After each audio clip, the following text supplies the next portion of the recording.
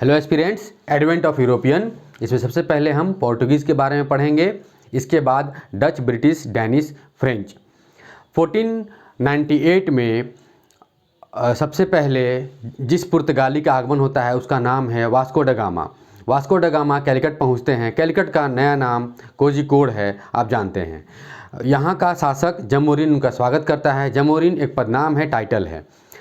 1498 के बाद आते हैं पेड्रो अल्वारेज काब्राल। 1500 में वो कैलिकट में फोर्ट का निर्माण करते हैं। इसके बाद फिर से आते हैं यही शासक दोबारा और आकर के यहाँ पर कन्नानौर में अपना फोर्ट इस्टेब्लिश करते हैं, वास्को ड गामा। और कन्नानौर को अब कन्नूर कहा जाता है। कोचीन को कोची, आप जान रहे हैं। तो इसके बाद आएंगे 1505 में, वो 1505 से लेकर के 9 तक रहेंगे फ्रांसिस्को डी अल्मेडा। ये ब्लू वाटर पॉलिसी लेकर के आएंगे। इनको आदेश रहेगा कि आप अडेन, ओरमुज क्षेत्र के आसपास, मलक्का, मालाबार, इन सारे हिंद महासागर के चारों तरफ आप कब्जा कर लें। कब्जा किस आधार पे? इनके पास जो नेविगेशन सिस्टम है बहुत स्ट्रॉन्ग है, इनसे कोई लड़ नहीं सकता, इनसे कोई जीत नहीं सकता। तो इस प्रकार देखेंगे कि किस तरीके से यह आगे बढ़ते हैं। दीव के युद्ध में इनके बेटे का हत्या होता है। नेक्स्ट ईयर फिर से यह युद्ध करते हैं और सबको हराते हैं। उसमें नेटिव गुजराती हैं, मामलुक हैं, इजिप्ट वाले, और अरबियंस भी हैं, क्योंकि सर्वाधिक घाटा उन्हीं को हो रहा है यहाँ आने से। जब पहली बार आते हैं 1498 में, और यहाँ से 3 जहाज़ों को लेकर के आए थे वास्को ड गामा, और जब ले जाते हैं इन जहाज़ों को, ट्रेड करते हैं इसके दरमियान, तो उनको 60 गुना का फ़ायदा होता है एक ट्रिप में। तो ज़रा सोचिए कि कितना ज़्यादा टैक्स ले रहे थे ये अरब्स लोग।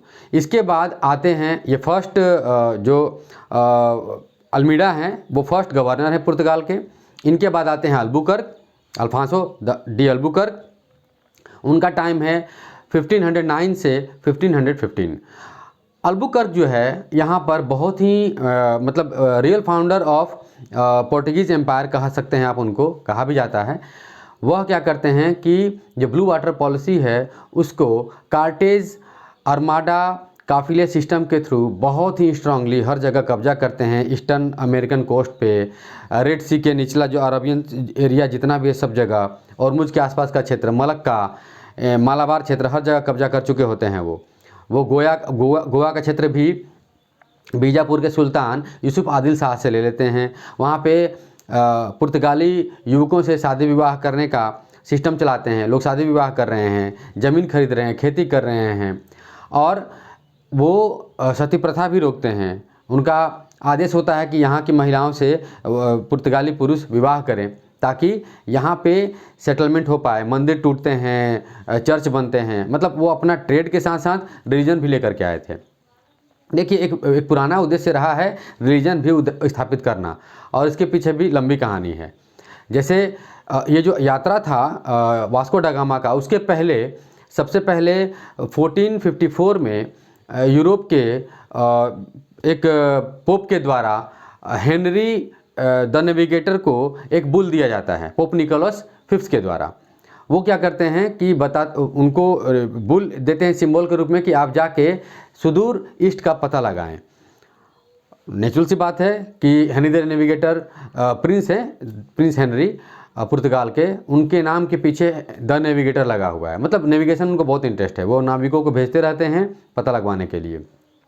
उनसे पहले मतलब 1453-54 से पहले केप बोजाडोर एक जगह है जो वेस्टर्न सहारा एक कंट्री है। आप देखेंगे मैप में तो दिखेगा आपको, अफ्रीका के मैप में। मतलब कि सबसे ऊपर मोरक्को, मतलब जो जिब्राल्टर है, स्टेट ऑफ जिब्राल्टर के नीचे मोरक्को, उसके नीचे वेस्टर्न सहारा, उसके नीचे मॉरिटानिया, उसके नीचे सेनेगल। तो ये स्टेप वाइज चलते रहेगा। तो जो केप बोजाडोर है उसके आगे मान्यता थी कि इसके आगे सी मॉन्स्टर्स रहते हैं, या फिर इसके आगे पृथ्वी का सीमा है, समाप्त है, कुछ नहीं है। लेकिन जब ज़रूरत पड़ती है तो लोग पता लगाने को निकलते हैं, और केप बोजाडोर से आगे आर्गुइन का एरिया, उसके आगे केप वर्ड, और आगे गल्फ ऑफ गुइनिया तक। इसके आगे का बार्थोलोम्यू डियाज के हाथ में आता है जिम्मा, और वो 1487 में अपना यात्रा शुरुआत करते हैं। 1488 में वो केप ऑफ गुड होप का पता लगा लेते हैं। बोइसमैन्स एक रिवर है साउथ अफ्रीका में, वहाँ तक पहुँचते हैं। वहाँ उससे बहुत पहले से उनका जहाज़ लगातार नॉर्थ की ओर जा रहा है, तो वो केप का आकृति ले चुका है कैप का। तो वहाँ से उनके नाविक थक चुके हैं, वो देख रहे हो कि हमारा उद्देश्य पूरा हो चुका है, वो देख रहे होते हैं, तो रिक्वेस्ट करते हैं बार्थोलोम्यू डियाज से, और डियाज वहाँ से लौट जाते हैं। इसके बाद 1498 में वास्को ड गामा क्या कर रहे हैं आपको पता है, वॉयजेस की बात हो रही है। तो 1492 में आफ्टर डियाज कोलंबस निकलते हैं इंडिया का पता लगाने के लिए, और वो पहुँच जाते हैं अमेरिका। वो स्पेन से उस समय स्पॉन्सरशिप चल रहा होता है, ज़्यादातर पुर्तगाल कर रहा है, स्पेन भी कर रहा है, तो स्पेन के थ्रू थे और वो पहुंच जाते हैं अमेरिका। इसके बाद अमेरिगो वेस्पुसी 99 में, मतलब वास्को ड गामा के 1 साल बाद वो भी अमेरिका पहुंचते हैं, उनके नाम पे अमेरिका का नाम पड़ता है। जब ये सब बता रहा हूँ तो मैगलेन का भी जान लीजिए कि 1519 में वो मैगलेन साउथ अमेरिका के नीचे से है, उनके नाम पे ही स्टेट है, वहाँ से वो पैसिफिक ओशन में जाते हैं, और जैसे ही प्रशांत महासागर का पता लगता है पूरे पृथ्वी का आयाम का पता चल चुका होता है कि क्या है इसका आयाम। तो ये जो पोर्टुगीज़ जो हैं इंडिया में जो आए हुए हैं, अल्बुकर्क क्या कर रहे हैं आपको पता चला। इसके बाद नूना डा कुन्हा का टाइम आएगा। देखिए फर्स्ट गवर्नर रहे अल्मीडा, सेकंड अल्बुकर्क, और ये रियल फाउंडर भी हैं। इनके टाइम में खेती बाड़ी सब कुछ हो रही है, तो टोमेटो, टमाटर, पोटैटो, आलू, टोबैको, तंबाकू, ऑरेंज, संतरा, केसव, काजू, पपाया, पपीता, ये सारी चीज़ें आ रही हैं, मेज, मक्का, ये सारी चीज़ें पुर्तगाल से आएंगी, खेती होगा। तो इनको लेकर कभी क्वेश्चन वगैरह पूछे जाते हैं। आप इतना जानेंगे तो सारे प्रश्नों को हल कर लेंगे इस आयाती चीज़ों के थ्रू, मतलब जो खेती का सामान जो आया है पुर्तगालियों के थ्रू। इसके बाद नूना डा कुन्हा के टाइम में 1532 में हुगली पे कब्जा हो रहा है। हुगली बस ये लोग लगातार यूज कर रहे होते हैं लूट मार के लिए अरब सागर में जहाज़ों का। उसके बाद का जो टाइम आता है वो 1534, गुजरात के शासक बहादुर शाह मुग़लों के भय से बसीन का क्षेत्र इनको दे देते हैं कुन्हा को। कुन्हा 36 में द्वीप पे कब्जा कर लेते हैं। यह पुर्तगालियों का आया स्वरूप की वो कैसे आए और क्या क्या किए। इसके बाद का फेज उनका लंबे समय तक चलेगा और डिक्लाइन भी होगा। हाँ, इसके बाद वाले फेज में अंपायर जो बनता है वो ब्रिटिश का ज़्यादा अच्छा बनता है, ये लोग यहीं तक सीमित रह जाते हैं, बाद में यहाँ से कमबैक भी होते हैं, वो हम नेक्स्ट वीडियो में पढ़ेंगे। तो इनके डिक्लाइन में जो है वो है कि 1631 में हुगली इनके हाथ से निकल जाता है।